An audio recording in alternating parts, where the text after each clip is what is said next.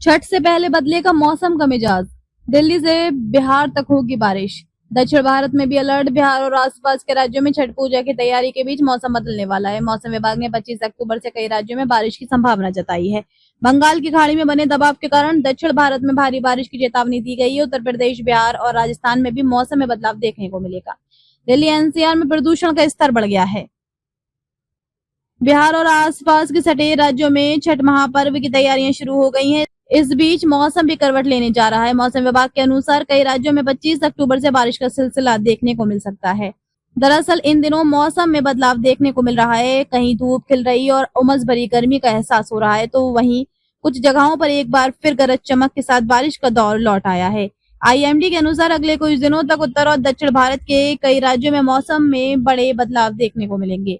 बंगाल की खाड़ी में बने गहरे दबाव का असर तमिलनाडु, पुडुचेरी और आंध्र प्रदेश में देखने को मिलने लगा है। पिछले 2 दिनों से तमिलनाडु के कई शहरों में स्कूलों में छुट्टी कर दी गई है।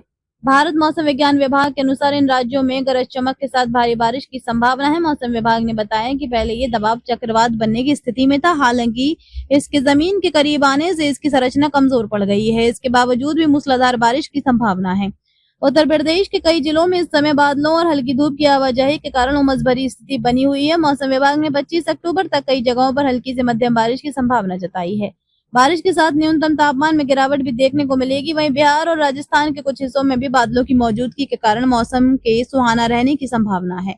झारखंड में भी दिवाली के बाद छठ की तैयारियां की जा रही हैं। हालांकि मौसम विभाग के पूर्वानुमान ने थोड़ी चिंता बढ़ा दी है। विभाग के अनुसार 24 अक्टूबर को तो मौसम साफ रहेगा, लेकिन 25 अक्टूबर को आंशिक रूप से बादल बढ़ने लगेंगे।